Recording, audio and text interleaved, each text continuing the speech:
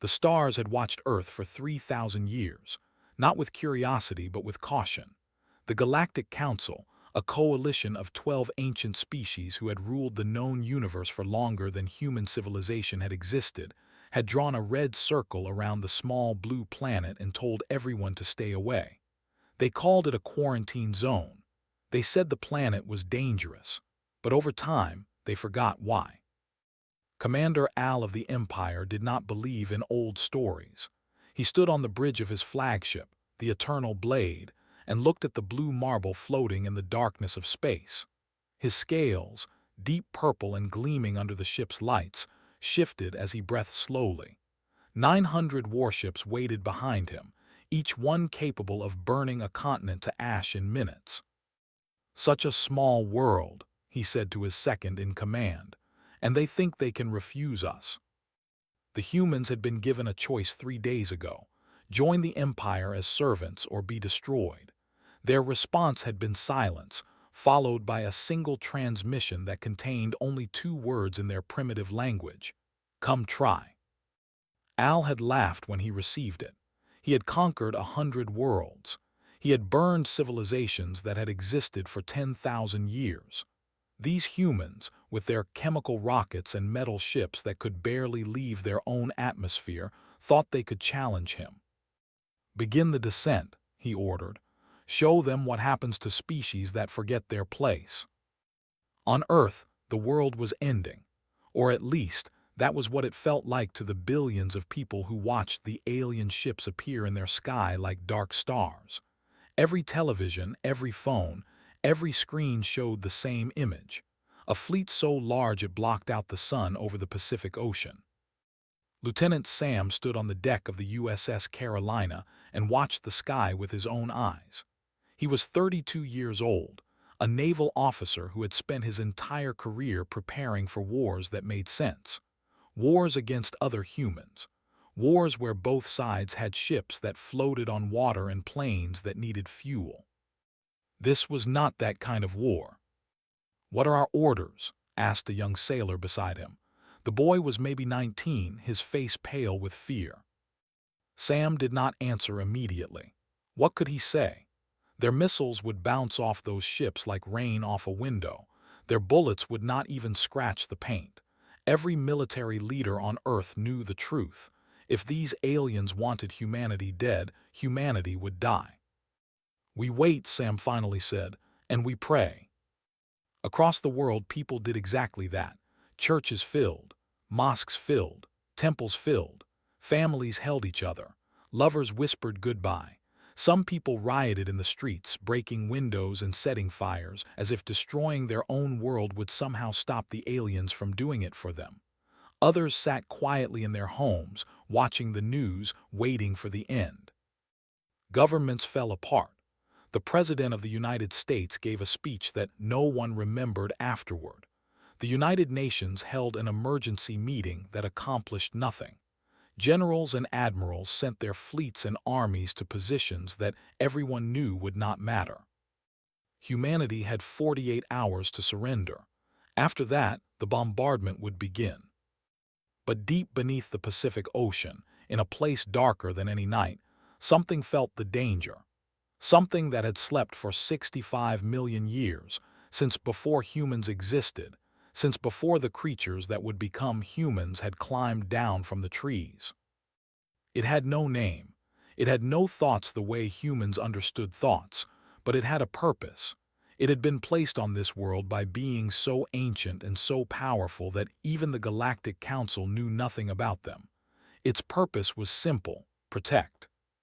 And now, for the first time since it had destroyed the asteroid that would have killed the dinosaur successors before they could evolve, it felt a threat. Morgan was the first human to notice something was wrong. She was a marine biologist, 35 years old. With brown hair she kept tied back and eyes that had spent years staring at computer screens full of data. She worked at the Challenger Deep Research Station, a small facility that floated above the deepest part of the ocean. Most of her colleagues had left when the aliens arrived. They wanted to be with their families, had no family. She had the ocean, And right now, the ocean was doing something impossible. "This can't be right," she whispered, staring at her instruments. The temperature at the bottom of the trench was rising, not by a little, by dozens of degrees every minute. Something was heating the water from below, something massive, something that should not exist. She grabbed her radio. "This is Challenger Station to anyone listening. I'm detecting anomalous thermal readings from the trench floor. Something is down there, something big. Please respond." Static answered her. On the surface, the first ships began their bombardment. Beams of plasma hotter than the surface of the sun struck coastal cities around the Pacific.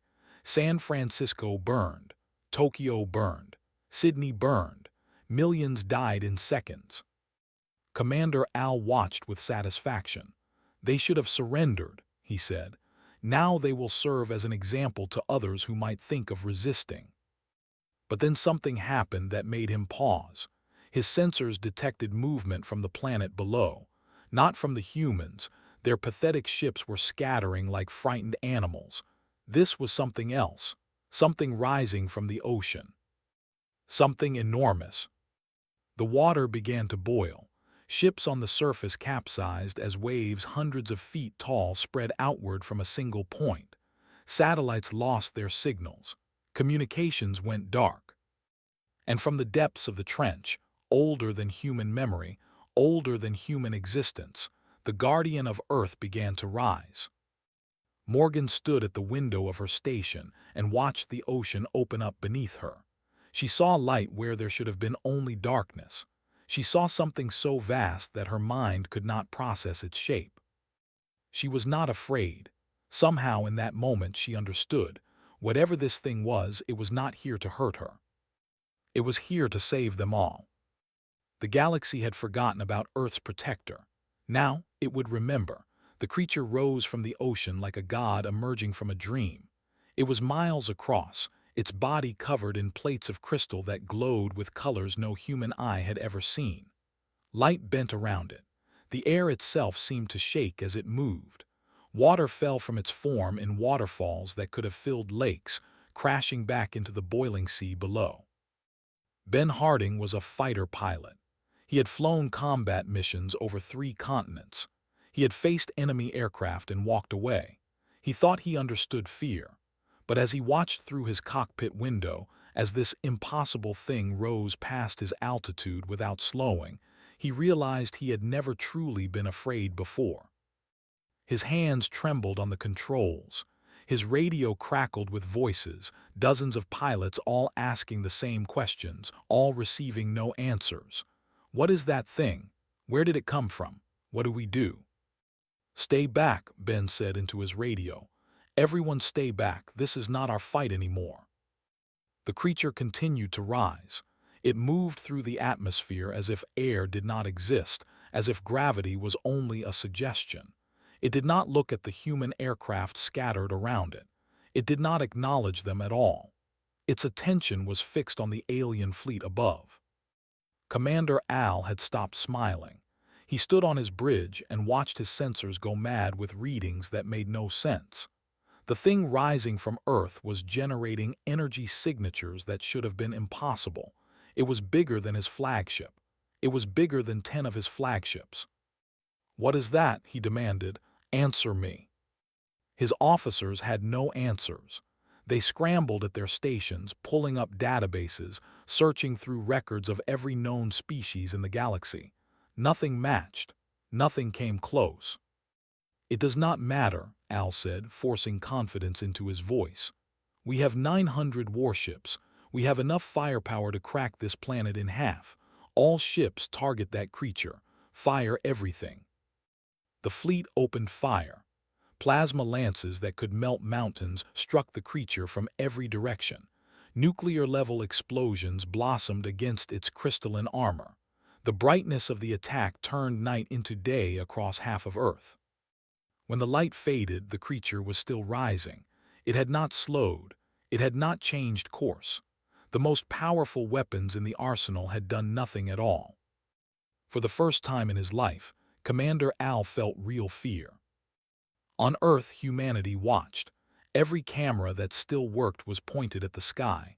Every surviving broadcast showed the same image, their mysterious protector ascending to meet their destroyers. People who had been crying moments ago stopped crying.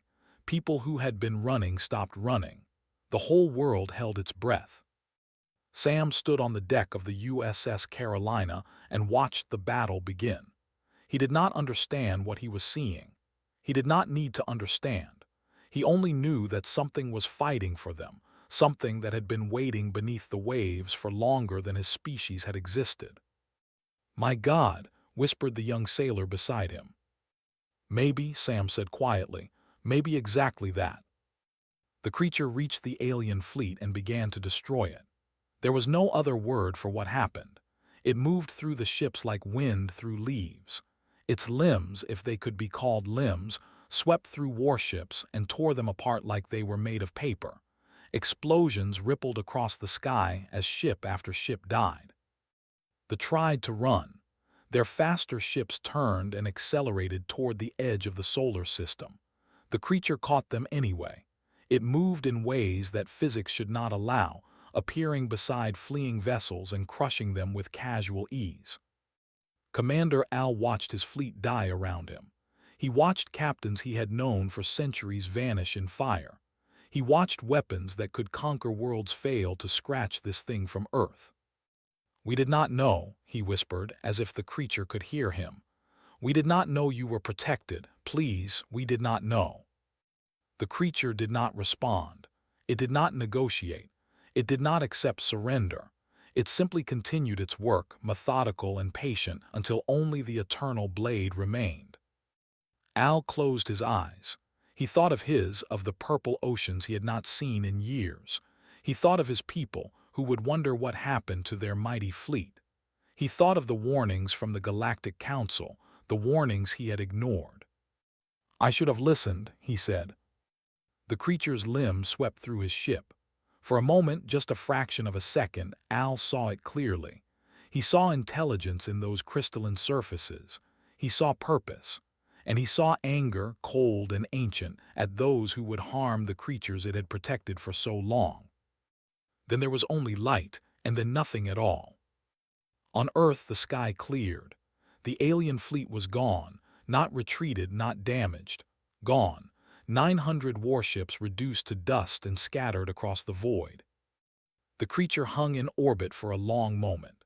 Sunlight caught its crystalline body and broke into rainbows that painted the clouds below. It was beautiful in a way that hurt to look at, like staring at something the human mind was not built to comprehend. Morgan watched from her station, tears streaming down her face. She did not know why she was crying. Relief, perhaps, or wonder, or something deeper, some ancient part of her brain recognizing a protector she had never known she had. "Thank you," she whispered, though she knew it could not hear her. The creature began to descend. Slowly, peacefully, it sank back toward the ocean that had been its home for millions of years. The water opened to receive it, gentle now, welcoming it back to sleep. Across the world, people cheered. They hugged strangers. They wept with joy. They did not know what had saved them or why. They only knew they were alive when they should have been dead. But in the Galactic Council's capital, millions of light years away, there was no celebration. There was only terror. Elder Matriarch of the Collective read the reports coming from Earth with shaking hands. "The Warden," she whispered, using a name that had not been spoken aloud in 10,000 years.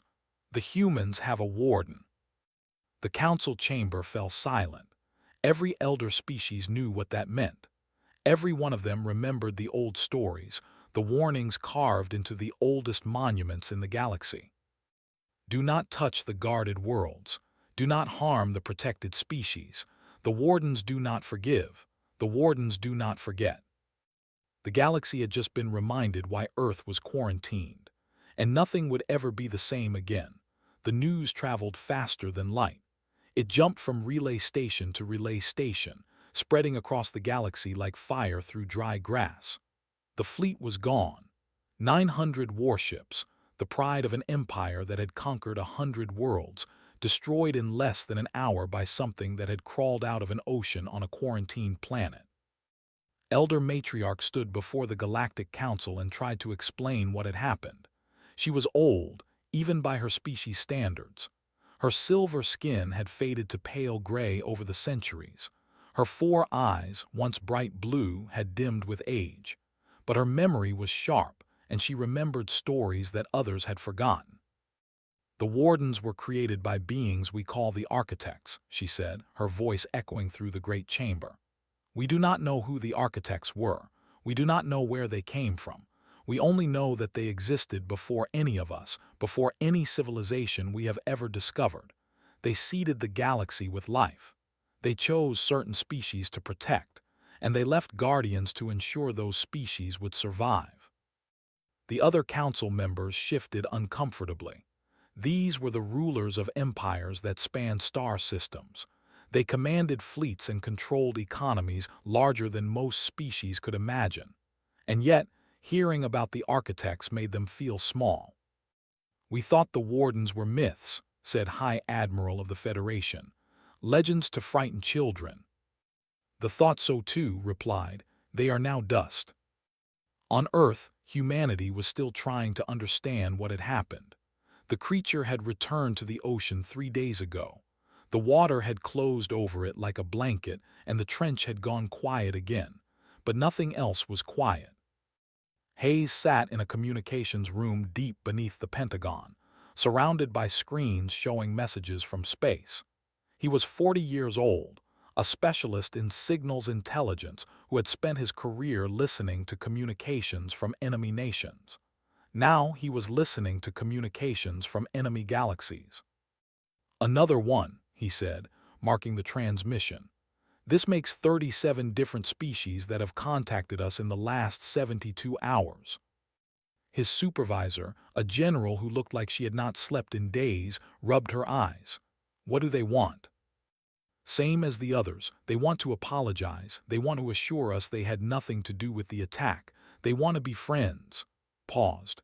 "They're scared, General, all of them. They're terrified of us now." The general let out a short, bitter laugh. "Terrified of us. 3 days ago, they could have wiped us out without breaking a sweat. Now they're sending us apology letters." It was true. The same galaxy that had ignored Earth for thousands of years was now desperate to make peace. Trade offers arrived by the hour. Diplomatic delegations requested permission to visit. Ancient enemies of the Empire sent congratulations, as if humanity had somehow won the battle themselves. But the most important message came from the Galactic Council itself. It was not an apology. It was an explanation. Morgan read the translation in her small office at the research station. She had become famous in the last few days, the scientist who first detected the creature's awakening. Reporters wanted to interview her. Governments wanted to consult her. She ignored them all and focused on the message. "They knew," she whispered as she read. "They knew about the creature all along." The message explained everything.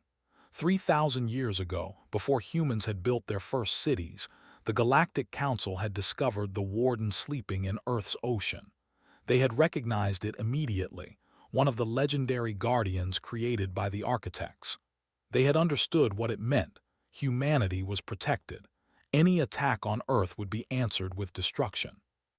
So they had drawn a line around the solar system and told everyone to stay away. They had quarantined Earth, not because humans were primitive or dangerous, but because the thing protecting them was beyond anything the galaxy could fight. Over time, they forgot. New generations of council members came and went. The old records were buried. The quarantine remained, but no one remembered why. When Commander Al decided to ignore the warnings and attack Earth, no one stopped him because no one remembered what he was walking into. Now they remembered. Sam watched the news from his home in San. The city had been damaged in the attack but not destroyed. He had survived. Millions had survived, thanks to something they had never known existed. "What do we do now?" his wife asked, sitting beside him on the couch. Sam thought about the question. A week ago, humanity had believed they were alone in the universe. Now they knew they were surrounded by alien civilizations, some friendly, some hostile, all of them watching Earth with new eyes. They knew they had a protector, an ancient weapon sleeping beneath the sea. They knew someone, somewhere, long before recorded history, had decided that humans were worth saving. "We figure out why," Sam said. "We figure out who put that thing there and why they cared about us, and we make sure we're worthy of it." Across the world, others were asking the same questions. Why Earth? Why humanity? The architects had apparently seeded life across the galaxy, but they had not protected every species. Most civilizations had risen and fallen without any guardian watching over them. What made humans special? Some people believed it was destiny. Religions old and new claimed the creature as proof of divine favor. Churches filled again, not with fear this time, but with hope. Others believed it was random chance. The architects had placed wardens on many worlds, and most of those worlds had never faced a threat that required awakening them. Earth just happened to be one of the lucky ones. But a few people, scientists and philosophers and dreamers, believed something else. They believed the architects had seen something in humanity, some potential that other species lacked. They believed humans were being tested, prepared for something greater. They believed the warden was not just a protector, it was a promise. Hayes received one final transmission before he left the Pentagon that night. It was from the Galactic Council, addressed directly to the people of Earth. "You are not alone," it read. "You have never been alone. Welcome to the galaxy. We hope you will forgive us for forgetting." Printed the message and pinned it to his wall. He looked at it for a long time, thinking about everything that had changed and everything that would change in the years to come. Then he went home to his family, under a sky full of stars that no longer seemed so empty. 6 months had passed since the awakening. The world had changed in ways no one could have predicted. Cities that had burned were being rebuilt with help from alien technology. Diseases that had killed millions were being cured with knowledge shared by species who had conquered sickness centuries ago. Humanity was learning, growing, adapting faster than ever before. But not everyone was happy about Earth's new place in the galaxy. Laura stood in a conference room on the moon, looking out at the blue marble of Earth hanging in the darkness. She was 42 years old, a linguistics professor who had spent her career studying dead languages. Now she was studying living ones, languages spoken by beings from other stars. "The survivors are calling for revenge," she said, turning to face the assembled delegates. "They have formed an alliance with 3 other species who fear what the Warden represents. They call themselves the Free Galactic Movement. They say they want to liberate the galaxy from the tyranny of the architects." The delegates murmured among themselves. They represented every nation on Earth, gathered together in humanity's first off-world facility to discuss the future of their species. 6 months ago, they had been enemies, divided by borders and beliefs. Now they were united by something larger than themselves. "Can they threaten us?" asked the delegate from China. Laura shook her head. "Not directly. They know what happens if they attack Earth. The Warden destroyed 900 warships without taking a single scratch. No force in the known galaxy can match that. But they don't need to attack us directly. They can attack our allies. They can disrupt trade. They can spread fear and hatred." The delegate from Brazil leaned forward. "What do they want?" "They want the Warden destroyed. They want humanity to be just another species, vulnerable and alone. They believe the architects had no right to choose favorites, and they see us as the symbol of everything wrong with the old order." It was a complicated situation. Humanity had gone from being unknown to being the most discussed species in the galaxy. Some aliens saw them as blessed, protected by powers beyond understanding. Others saw them as cheaters, given an unfair advantage by beings who had died millions of years ago. The galaxy was divided, and Earth was at the center of the division. Cole understood this better than most. He was a former construction worker from Ohio, a simple man who had never expected to matter on a galactic scale. But on the night of the awakening, watching that impossible creature rise from the ocean to save his world, he had felt something change inside him. He had started the Warden Watch 3 months ago. It was just a website at first, a place for people to share information about the creature and discuss what it meant. But it had grown. Millions of people had joined from every country on Earth. They called themselves Watchers, and they believed humanity had a responsibility to understand their guardian. "We can't just ignore it," said in a video that had been viewed 2 billion times. "Something out there chose us. Something decided we were worth protecting. We need to know why. We need to be worthy of that choice." The Watchers had become a movement, a global community dedicated to understanding the architects and their purpose. They funded research expeditions to the trench. They collected ancient myths and legends from every culture, looking for evidence that humans had somehow known about the Warden before. They asked questions that governments were too busy to ask. And slowly, they began to find answers. Morgan led the first manned expedition to observe the Warden up close. She descended in a specially designed submersible, surrounded by scientists from 12 nations, protected by shields based on alien technology. They approached the creature where it slept at the bottom of the trench, a mountain of crystal and light resting in eternal darkness. "It's beautiful," she whispered, pressing her hand against the glass of the viewport. The Warden did not react to their presence. Its crystalline surface pulsed with slow, steady rhythms, like a heartbeat stretched across centuries. Instruments detected energy patterns that explanation, frequencies that seemed to resonate with the planet itself. "It's connected to Earth," said one of the scientists, a physicist from Germany. "Look at these readings. It's drawing power from the planet's core. It's been doing it for millions of years, just waiting." "Waiting for what?" asked. No one had an answer. Meanwhile, the Galactic Council sent its own researchers. Elder species who had studied the Wardens for thousands of years came to Earth with technology that made human science look primitive. They scanned the creature from orbit. They analyzed its energy signature. They compared it to records of other Wardens found on other worlds. What they discovered shocked everyone. "The Warden is not just a weapon," reported to the Council. "It is a seed. The architects designed it to grow, to change, to adapt based on the species it protects. The one on Earth has been absorbing human culture it has been learning from them, even in its sleep." The implications were staggering. The Warden was not a static machine left behind by absent masters. It was a living thing, evolving alongside humanity, becoming something new. And no one knew what it would become. Some feared this. If the Warden was changing, growing more powerful, becoming more attached to humanity, what did that mean for the future? Would it one day decide that the best way to protect humans was to conquer the galaxy for them? Would it become a weapon not just of defense, but of domination? Others hoped. If the Warden was learning from humanity, perhaps it was learning their best qualities. Perhaps it was absorbing their creativity, their compassion, their stubborn refusal to give up even when all seemed lost.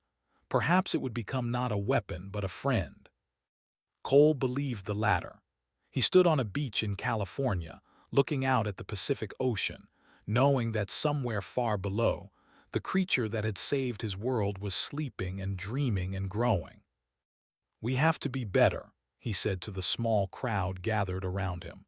"Not because anyone is forcing us, not because we're afraid of the Warden, but because something chose to believe in us when we hadn't done anything to earn it. We have to prove that belief was right."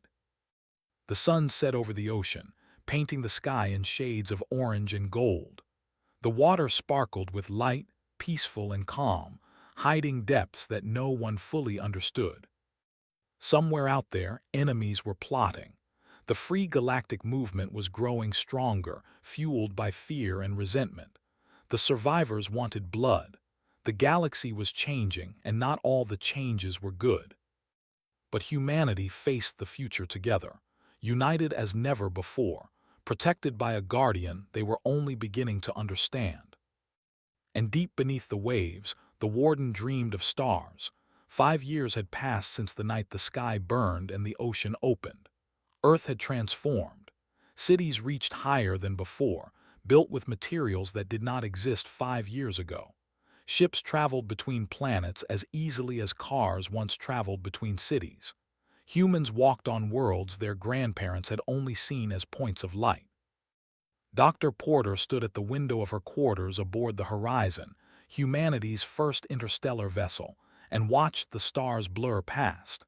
She was 51 years old, a diplomat who had spent her career negotiating treaties between nations.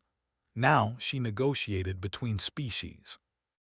"We arrive at the council capital in 6 hours," said her assistant, a young man named Jake. "Are you ready?" Smiled, but there was no humor in it. "I've been ready for 5 years. The question is whether they're ready for us." The Galactic Council had invited humanity to send a representative to their capital world for the first time. It was a sign of respect, an acknowledgement that Earth could no longer be ignored or isolated. But knew the invitation was also a test. The Council wanted to see what kind of species humanity had become since the Awakening. They were not the only ones watching. The Free Galactic movement had grown into a significant force over the past 5 years. The survivors had been joined by dozens of other species who feared the wardens and resented the architects. They believed the universe should belong to those who had earned their place through struggle and competition, not those who had been handed protection by absent gods. "They call us the pets of dead masters," Jake said, reading from a report. "They say we have done nothing to deserve our position." "They're right," replied. "We haven't done anything to deserve it, not yet. That's what we have to change." The Horizon dropped out of faster-than-light travel near a world so ancient that even its name had been forgotten. The Galactic Council capital was a station the size of a small moon, orbiting a star that was older than most galaxies. Representatives from 1,000 species lived and worked there, governing a civilization that spanned millions of worlds. Shuttle descended through layers of security, past ships from species she had never heard of, past monuments to events that had happened before Earth's sun was born. She felt small in a way she had never felt before, a single human in a universe so vast it hurt to think about. But she also felt proud. 5 years ago, her species had been insects to these people, too primitive to notice. Now they sent ambassadors to meet her. Now they wanted to hear what humanity had to say. The council chamber was enormous, a sphere of crystal floating in the heart of the station. Representatives from the 12 elder species sat in elevated positions around the edge, looking down at the center where visitors spoke. Walked to that center and stood alone, facing beings who had ruled the galaxy since before humans discovered fire. "You asked to address the council," said Elder Matriarch. "Speak." Took a breath.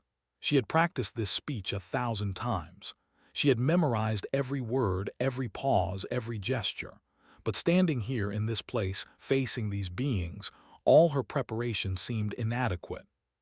So she spoke from the heart instead.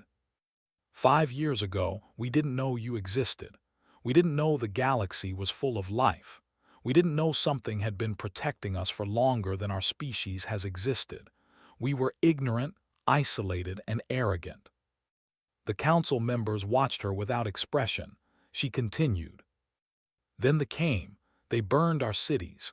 They killed millions of our people. And something rose from our ocean and destroyed them all. We were saved not by our own strength, but by a guardian we didn't know we had." She paused, letting the words sink in. "You want to know what kind of species we are. You want to know if we deserve the protection we've been given. I can't answer that. I can only tell you what we've done since the Awakening." She told them about the Warden Watch, the millions of humans who had dedicated themselves to understanding their guardian.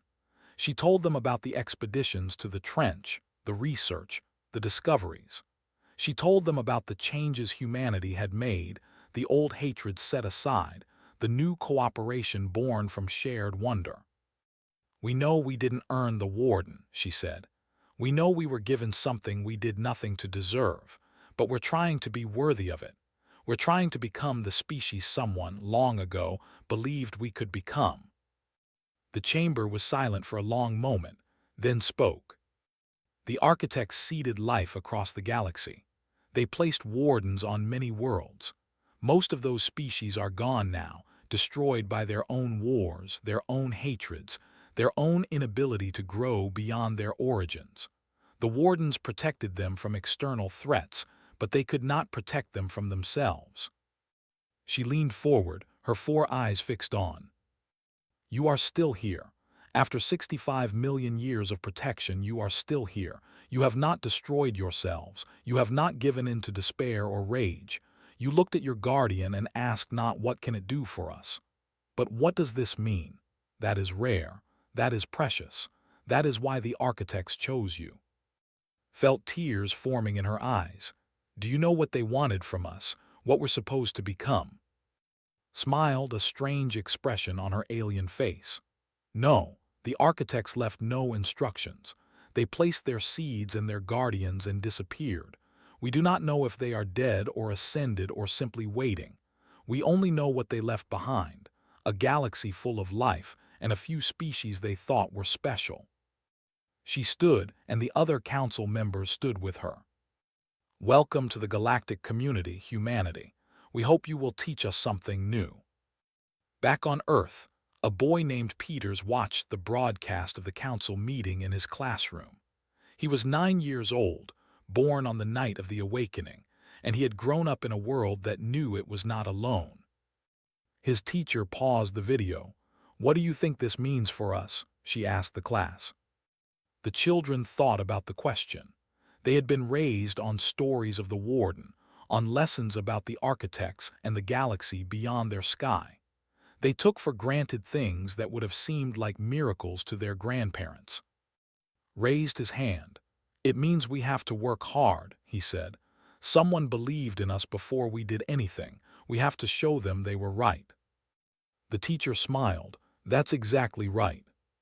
Far beneath the Pacific Ocean, in darkness so complete that light had not touched it in millions of years, the warden dreamed. It had been dreaming for a long time, longer than the mountains that rose and fell above it, longer than the creatures that had crawled from the sea and learned to walk and build and wonder. In its dreams, it felt the vibrations of humanity above. It felt their ships leaving the planet, spreading among the stars. It felt their questions, their hopes, their fears. It felt them growing, changing, becoming something new. And it was pleased. The architects had placed it here so long ago, had given it a simple purpose: protect this species until they were ready. For millions of years, it had waited, sleeping but aware, guarding a potential that had not yet been realized. Now, finally, that potential was beginning to bloom. The warden did not know what humanity would become. It did not know if they would succeed or fail, if they would live up to the faith placed in them or fall short. It only knew that it would continue to watch, continue to protect, continue to wait. The galaxy held its breath, wondering what would happen next. And in the darkness of the deep, the guardian of Earth smiled.